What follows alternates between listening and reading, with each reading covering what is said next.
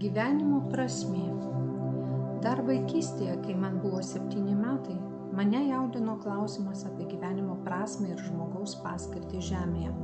Nuo to laiko dažnai girdžiu daugelio žmonių klausimus. Ar yra gyvybė kitose planetose? Koks mano evoliucijos kelias? Kokia mano paskirtis? Tai žmonės dominantis klausimai. Jie kaip impulsas, kaip žmonių sąmonės užklausimas. Pažvelgus į trumpą žmogaus gyvenimo laikotarpį 70, 80, 90, 100 metų, tai yra niekis kosmoso epochos atžvilgiu. Tai tik trumpas gyvenimo tarpsnis. Bet tai žmogui duota ne vienkartinai.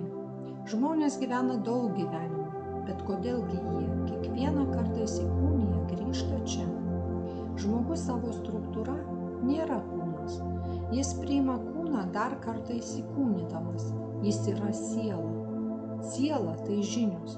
Jis žino viską, kaip ir pats kūrėjas, bet supranta tik tada, kai išgyvena tai patirtyje. Pasaulietinę patirtį ji gali išgyventi tik šioje planetoje, būdama žmogaus kūne. Kai siela palieka šį pasaulį, ji keliauja į kitas erdves, kitas būsenas, bet vis tik žinių būsenoje, bet patirties ji įgyja tik šioje planetoje. Žmogus tai aukščiausio proto dalis. Jis kūrėjas, jis tvėrėjas, tai reiškia, jame yra viskas. Ir kiekviename gyvenime jam įsikūnijus būtina atskleisti savyje visą šitą potencialą, kuriuo jis yra apdovanotas. Tai ir yra gyvenimo prasmė. Tai yra visų žmonių, kurie yra šioje planetoje, tikslas. Bet ar visi žmonės tuo gyvena? Toli ne kiekvienas žmogus išpildo savo paskirtį ir misiją. Jie nusigyvena šitame lygyje, jie nesinaudoja savo reikiamą patirtimi, atmeta gyvenimą kaip tokį, jie praranda galimybę dar kartą įsikūnyti kitiems evoliucijos etapams. Žmogaus evoliucijos etapams yra paruošta daugybė pasaulių. Gyvendami šiuose pasauliuose atskleisite savyje aukščiausią kūrybinį potencialą, kuriuo apdovanotas kiekvienas tobulą kūrėjo potencialą. Žmogus turi paties kūrėjo informacinį komponentą, bet neatskleistą. Štai visos šitos epochos neįtikėtina daug gyvenimų duoti žmogui, kad jis atsiskleistų savyje ir per patirtį patirtų didžiausią potencialą. Žmonės apie tai nežino. Gyvendami savo gyvenimus, jie nieko nežino, nei apie gyvenimą, nei apie pasaulį. Kai jie įgyja šias žinias, jie atgimsta.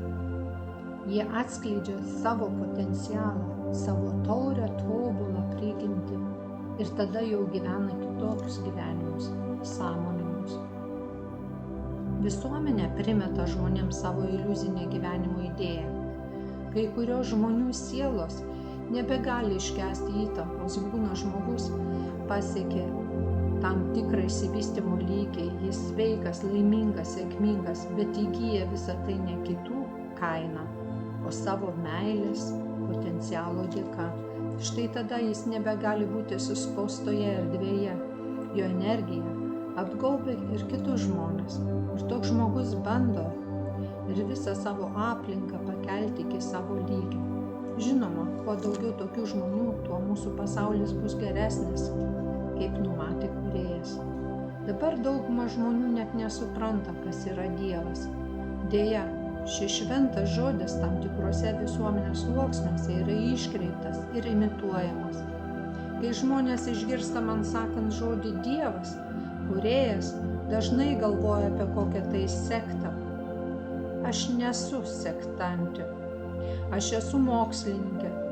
Daug metų studijuoju kūrėją, kuris sukūrė viską, ką mes matome aplink mus. Kai žmogus renkasi savo gyvenimo vystymosi kelią ir gerai jaučiasi šioje būsenoje, reiškia, taip ir turi būti. Sielai reikalinga patirtis, ji ir įgis šią patirtį. Dvasiškai tobulėdamas žmogus negali atsiriboti nuo materialinės gerovės. Daugelis klysta manydami, kad dvasingumas ir turtas negali būti tarpusavyje susiję. Kai kurie žmonės linkę manyti, kad pinigai yra blogis. Blogis yra žmonių mąstysena būsenose, o ne piniguose. Pinigai atveria galimybės.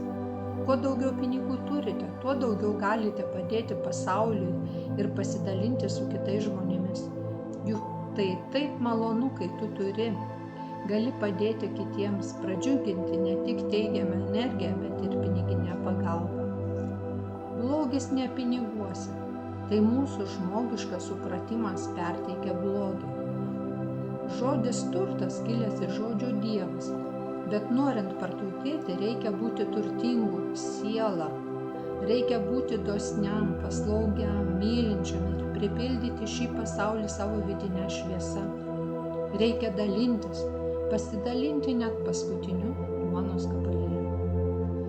Menkos ir uždaros sielos žmogus negali būti turtingu, net jei jis turėtų milijonus. Žmogų turtingu daro jo sielos būsena, o ne pinigai. Vertingiausias dalykas jūsų gyvenime yra patirtis, kurią jūs įgyjate įgyvendindami savo gyvenimo planus ir tikslus. Ar visada linkiu žmonėms būti turtingais? Aš linkiu visada žmonėms būti turtingais. Siekite, vykdykite, užsidirbkite, bet prie nieko neprisiriškite. Netarnaukite materialiems dalykams. Tegul materialūs daiktai tarnauja jums. Tokiu atveju bus jums viskas duota. Kosmose yra viskas. Rinkitės, darykite, dirbkite ir turėsite. Jūsų gyvenimo vertė yra patirtyje, tame, ką sukūrite savo gyvenime. Tai kurkite, nebūkite tingūs, nelaukite, kol kažkas nukris jums iš viršaus. Dirbkite, rinkitės, tikėkite savimi kaip kūrėju, tikėkite tuo, ką jūs galite sukurti savo nuostabiame gyvenime. Tai ir yra jūsų laimės pradžia. Norint to pasiekti, reikia ir dirbti. Dar tam reikia ir žinių, tų žinių, kuriomis aš dalinuosi.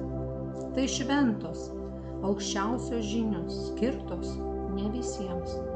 Pačiame pirmame mokymo etape aš derinu savo mokymus.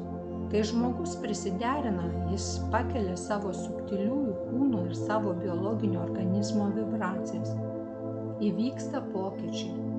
Aš imu į kursus tik tuos, kurie yra pasiryžę dirbti, kurie supranta, ką jis gali pasiekti.